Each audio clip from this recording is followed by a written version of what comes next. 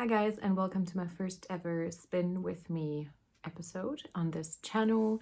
As you might know, if you're watching the regular podcast, I have been spinning on my Bliss by Woolmakers spinning wheel for the last maybe like 3/4 year, and I have started actually spinning about a year ago at Flock Fiber Festival. My friend Bridget tried to teach me on a spindle that I bought there. I actually got it here. I got it at one of the booths at Flock Fiber Festival, but I wouldn't want to say I wasn't very good at it, but for me the dropping of the spindle really frustrated me for some time. So I had the opportunity to try out a wheel for a couple of weeks before then buying it off the person secondhand. Actually, my mom and my partner did, and they gave it to me for Christmas, which I was very thankful for. So I've got my Bliss here. I'm not gonna pick it up and show you, but I can insert a picture. It's a one treadle wheel. I don't know why, but I've heard so many people really preferring the two treadle one, and I would have loved to get one too, but honestly I took what I could get, and it's fine. You will get into a motion of getting the wheel started even without touching it, but then also I don't mind like giving it a little swirl push to get started. I've took some notes, which I'll probably need because I've got a lot to talk to you about. We're halfway through Tour de Fleece, and this time has been so incredible for me, being able to talk to my friends online about it. We've got a team, we're called Fleece Force. My friends Casey and Anna asked me to be on that team, and since I actually joined the team, it has grown so much. So I've been chatting to people I knew about online, or I knew of, or had been talking to before, and then I also got to meet some new people. And so I've been chatting to my spinning friends a ton, and I've been thinking and dreaming and talking about plying and spinning and drafting and prepping and woolen and worsted and all of that for so much for the last couple of weeks. And my first ever sweater spin is coming up because of a yarn collaboration that I am doing. So first of all, I will have shown you this yarn, this fiber, sorry, I still get them confused, in my latest podcast episode, so I will just hold them up. It's not a surprise to you anymore now, since I will be showing this on my podcast as well. But if you haven't watched the latest podcast yet, this is my Yarn Jam fiber colorway. It is called Marlene Knits, which is crazy. Like, this is my colorway. Wow. Okay. Short kind of backstory. Trisha from Yarn Jam contacted me a couple of months ago that she wanted to do a fiber collaboration, or like a fiber collection, featuring all of her favorite, or a few of her favorite podcasters on YouTube. Excuse me if I'm like playing with my hair again. It is so humid. Having bangs in this kind of weather is honestly no joke. But she asked me if I wanted to be part of the collaboration, and obviously I said yes. That is honestly my dream collaboration. So she sent me 6 braids because she asked me what kind of project I wanted to do, and I said I would really like to try my first sweater spin. So where did I get the information that I would need 6? Obviously, Andrea Mowry. I have watched so many of her podcasts, and there is one episode where she talks about yarn amounts. So I'm in love with my colorway. This is 100% natural US merino and rambouillet, which actually one of the other podcasters, Megan, she researched that this is not just a blend of merino and rambouillet fibers, but this is probably from the way it feels. And then Trisha confirmed that it is a Shiniko. It's from the Shiniko sheep, which is a breed, and that's a mix of Rambouillet and Merino sheep, like a crossbreed, which actually I love to research breeds and fiber kind of ways myself. Fiber ways, that's not a word. Different fibers from different breeds. We actually have this fleece, what's it called? Source book at the shop, and I love to take a look at it. I highly recommend maybe checking out your library if they have the book, or even search at the used bookshop or get it new. And yeah, I've been chatting to some of my spinning friends about it, and others have also recommended this. So if you're looking for spinning books, this is one of my that I would recommend. I have also been watching lots of classes on Craftsy.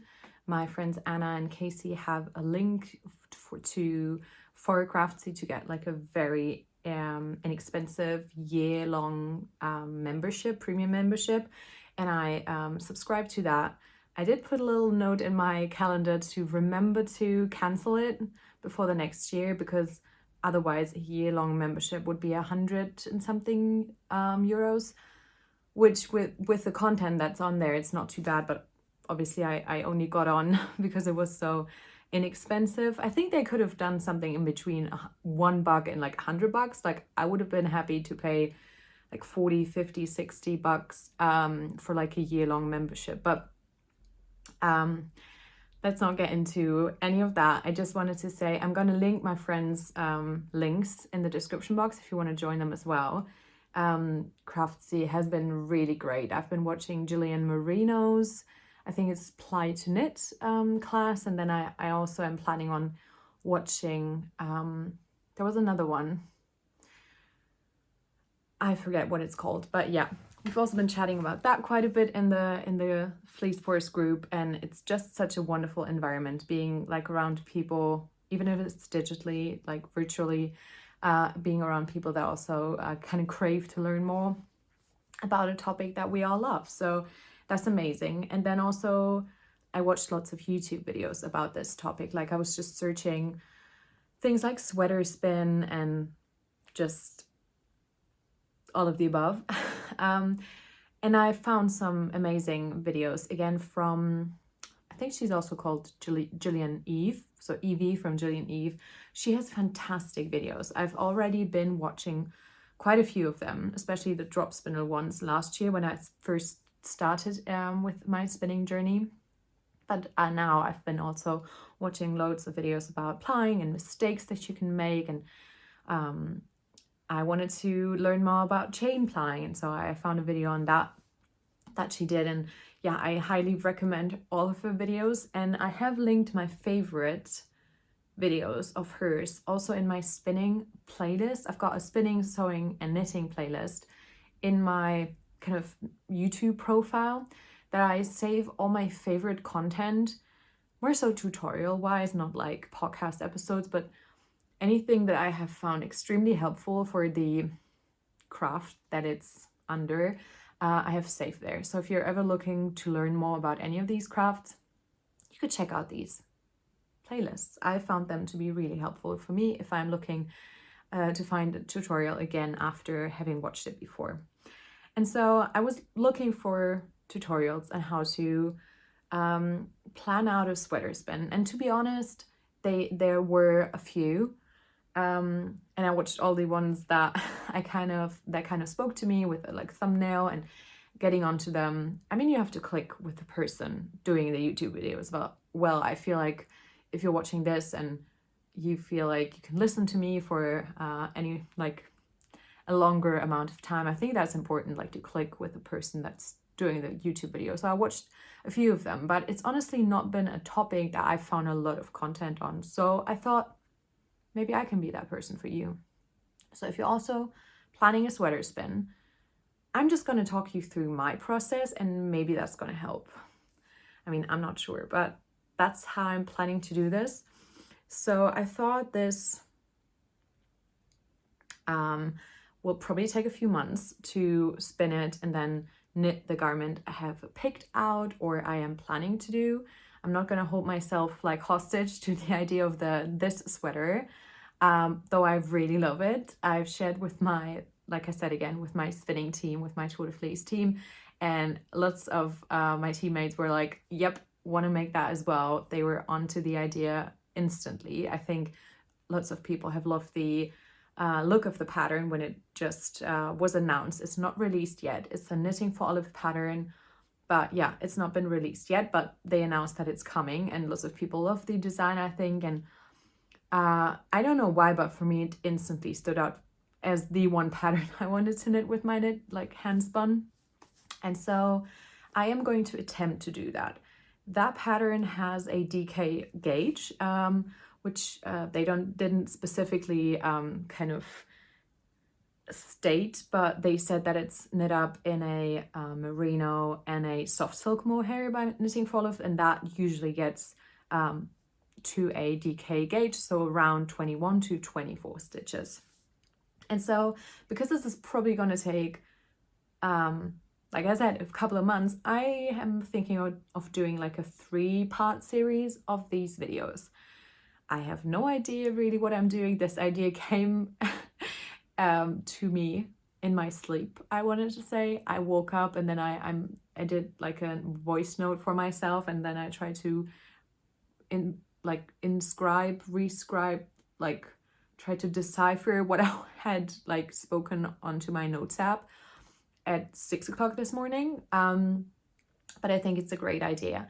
I have been loving to watch the Spin With Me episodes of Ariel, who's Airy Knits, and then of Bridget, who's BZB Knits on Instagram and YouTube.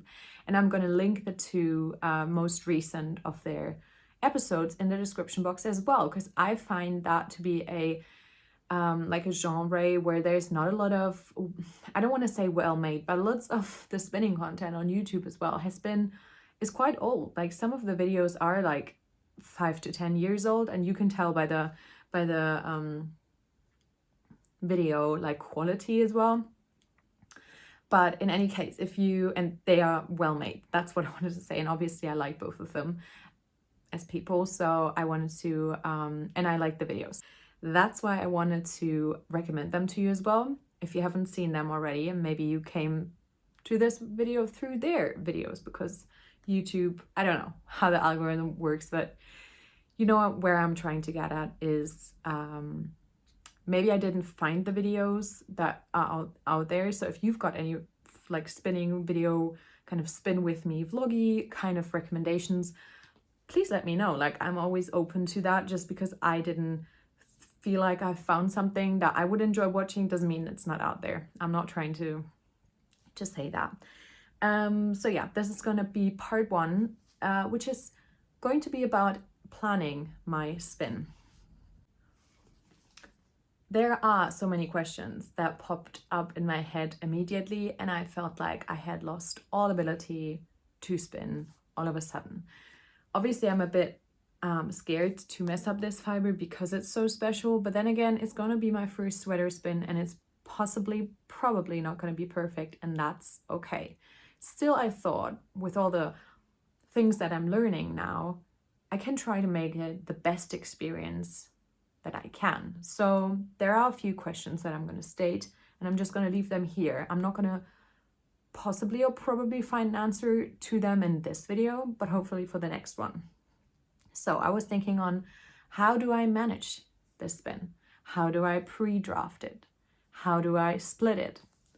I do have one other skein from this collection, and this is Casey's colorway. And I'm going to show you by that colorway the example, because I'm going to use this as my trial skein. Not because her colorway isn't as beautiful as mine, but because I'd only have one of her braids and I've got 6 of mine, and it's the same base. So I thought I might as well learn how to spin that fiber content on hers, make a wonderful experimental 2-ply, and then I'm going to move on to my colorway. So I'm only going to post this video after she has shown her braid, so this is not going to be a huge surprise if you've seen her video, but let me introduce to you the Young Folk Knits colorway. It's dreamy. I've I haven't pre-drafted, but I've split it. So this is one braid. divide it into two. I used a Gillian Merino, was it? Or was it Gillian Eve? I think it was a tip by Evie to put in a knot at the end.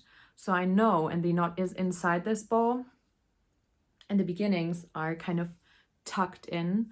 So I'm going to spin this end to end and then ply them together. It's going to be a traditional 2-ply. I'm not going to faff around. I'm going to at first try a bit of kind of long draw-esque, like a bit of a semi-woolen. So this is a comb top, obviously, so it's not going to be a true woolen ever. But I've really been enjoying trying a bit of woolen spinning. Enjoy the last look at that. But before I put it to the side, because I'm honestly getting very hot with all the fiber on me, I've been practicing a bit of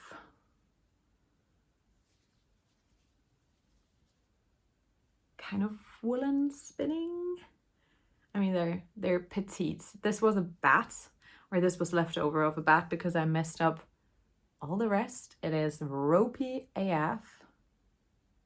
It's completely overplied. I tried a 3-ply woolen spun, but I did one of the one of the singles in the opposite direction, which I had read on a blog that you could do to make, for example, sock yarn. It would make it more sturdy, but I just think I just plied the life out of this. So it's probably just a bit over plied. I'm not exactly sure, but you can tell the difference. This looks a lot more soft and like bouncy and woolen, and this is just pigtaily rope. And I had been so hard on myself. I'm saying that, but like obviously I was frustrated. Like I made such an effort, I spun all the singles, and then it just looks like this after applying. So I was just a bit sad. Not really hard on myself, but you know what I'm trying to say. And then I just tried smaller portions. So this was some of a bat, and this was a Rolag. I got this at the Kassler Woolfest recently, and I spun it up immediately, and I love it. It's so cute. But yeah, let's not get into these. These are actually some of the yarns that turned out that I had spun before. This was my first one. This was the Yarnadelic by John Arbin. Then there's a Corriedale by Frau Wölfchen, and then 2 Corriedale BFL Manx Luxon mixes, and then the last one is a Jacob. So this is some of the yarn that turned out quite all right, I would say. And then I showed you some of my mistakes, but just to tell you where I'm at, it's like this is going to be my 4th bigger spinning project, and it's going to be a sweater project. Yeah. I hope I'm not too much all over the place and you can kind of follow where I'm getting at. But yeah, how to pre-draft it to spin it was just one of the questions I was asking myself. Then there's another question of how do I want to spin it? Do I want to do woolen, worsted, semi-worsted, semi-woolen, kind of do a hybrid, just what feels good for me? But I think it makes sense to kind of decide that on the first kind of sample spin before I actually move on to my own colorway and do a sample, obviously, with that as well. So yeah, there were just so many techniques, and with me learning so much new things, I felt like a lot of opportunities or a lot of options also have the effect of you having to choose. So if you think that sounds like a lot, imagine what I was feeling like. I was a bit overwhelmed. So yeah, obviously I don't want to mess it up. I have some experience with overplying, with spinning or applying in the wrong direction and it just going bananas, like fiasco, striked. So I have a few experiences like that, but I also think that they just taught me so many things. So I'm still gonna keep those messed up skeins and I'm gonna learn from them.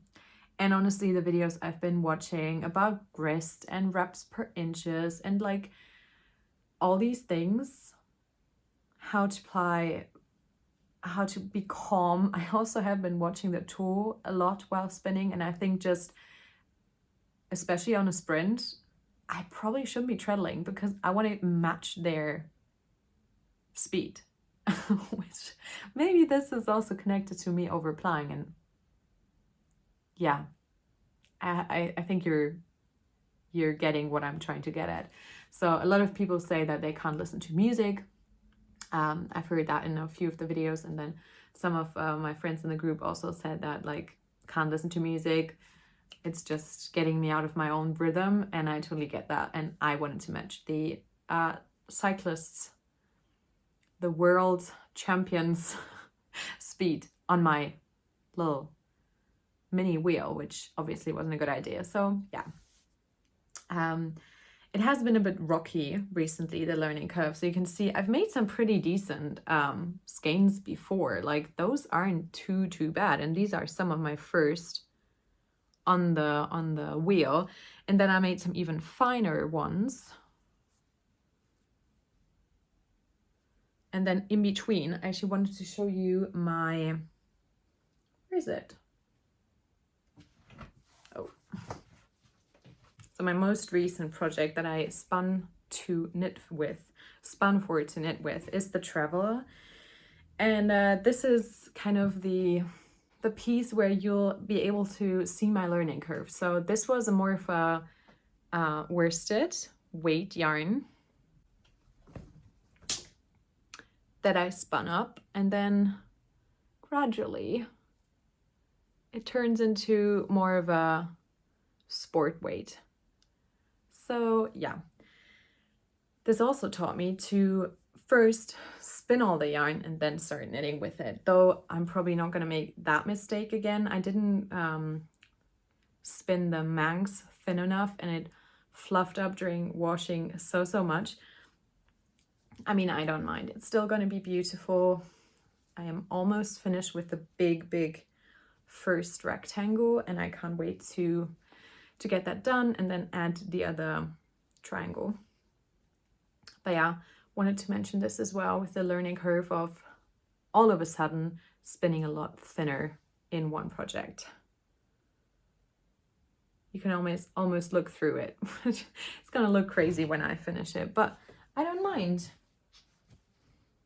I don't mind. I love it. It's gonna be a, what do you say, like a memoriam of my learning curve, and that I should try and relax while applying to not over apply it, and then that I should also try and get consistent singles and kind of not let them get too thick.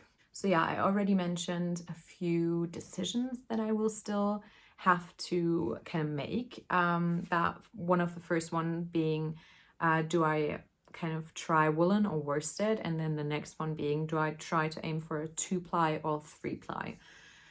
Through a lot of the videos I have been watching, the classes I've been attending digitally, I have learned that, and then something that I also know because I'm a knitter already, is that 2-ply would be perfect or easier to spin, because you only have to spin 2 singles to make, relatively speaking, the same amount of yarn or yardage.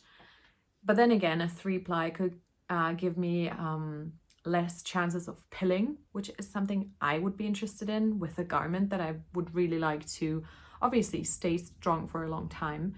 And then it would also be the color would kind of mix up a bit more. So that is one of the reasons why I'm like, I'm not sure if that's a pro or a con.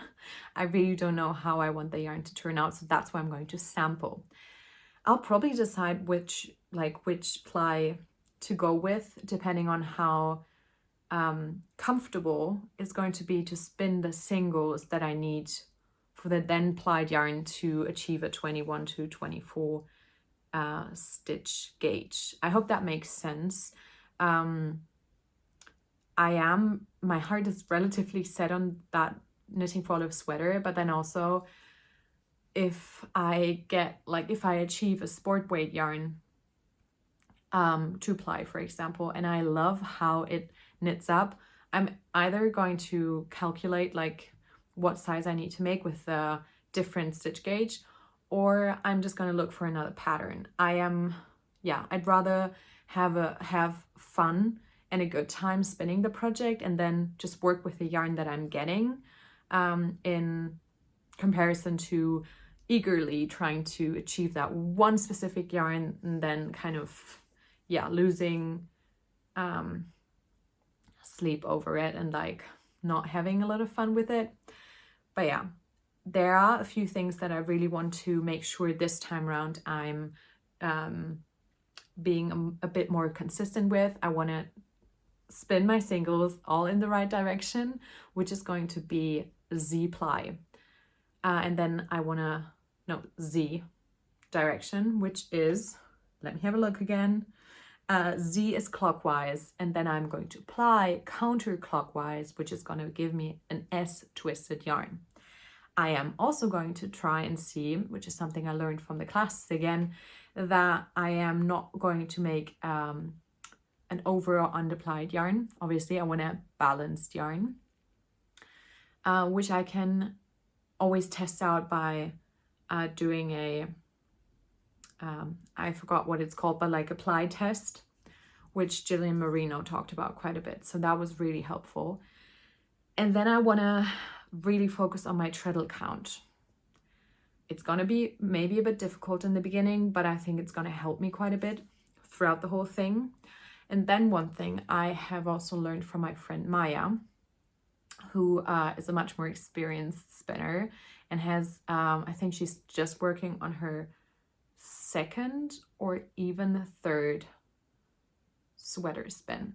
And she has done something that I was really impressed by and like thought that was a genius idea. Is you all probably, if you're a spinner too, or like beginning to spin, you might have heard about what they're called again, like sample cards. So you put one of your singles on them, and then you put one of your plied samples on there. So you have a visual aid of what you wanted to achieve in the first place.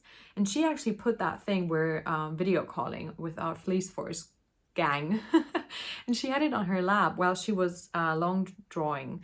And that was so, that was genius to me, because then she could always see if her singles were still the same. So that is something I want to take on for my project as well. And yeah, I think that is enough for now. I am gonna spin a bit on Casey's colorway for now. I think I might do a little cowl with that, maybe a brioche cowl, the Brioche Bias cowl by Bridget, which I think I should be fine with just one braid, or maybe even color work. I think this would be fantastic with a bit more of a deeper, maybe teal as the second color. So I'm not sure yet what I'm gonna make with it, but I am just gonna attempt to do kind of like a 2-ply, maybe Sport to DK, and I'm just gonna have fun with it. I'm gonna pre-draft it, meaning to kind of like get some air in and like make it easier for myself to draft then. And yeah, I'm not sure, like I said, what kind of drafting I'm going to make. I'm just gonna try and feel what feels best. Otherwise, I have cleared all my bobbins in the attempt of trying this. Let me try and see. These are all the hangs that turn out or didn't turn out in my spinning journey so far. So this kind of is also a looking back at my spinning journey, my first year as being a hand spinner. Yeah, that was so much fun.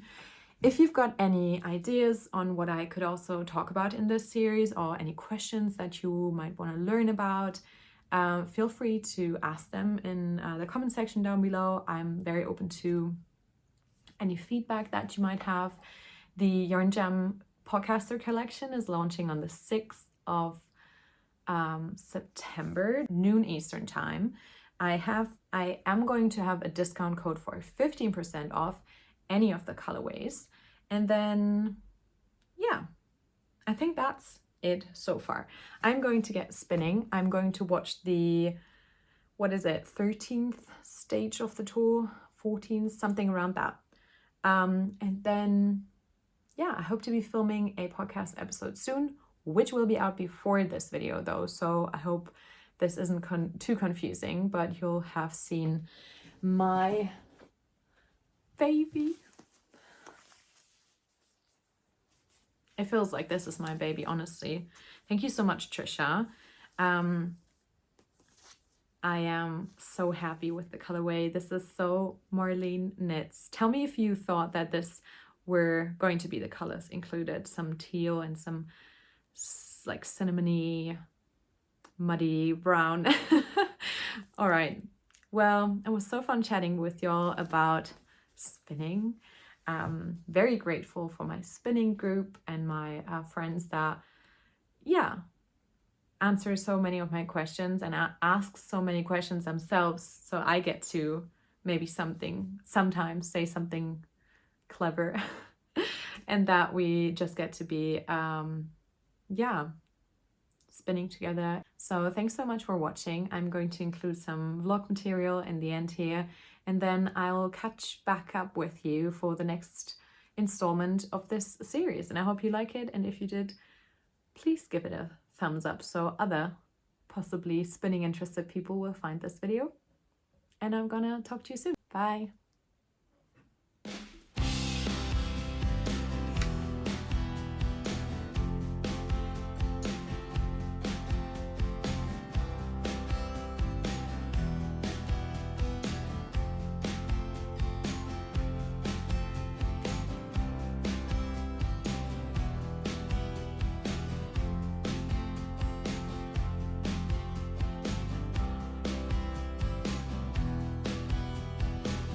Since I filmed this episode, Andrea Maury actually published her new framed sweater, which is going to be the DRK Rhinebeck sweater for this year. And since the first sneak peeks that she posted, I fell in love with this pattern. So this might possibly also be a contender for my handspun sweater. I will definitely tell you more about it in my next episode of this Spin With Me series, and if you've been watching my podcast for any length of time, you'll know how much I love quilt stars, and so this sweater might just be the perfect fit for my first handspun sweater. Thanks so much for watching. Bye!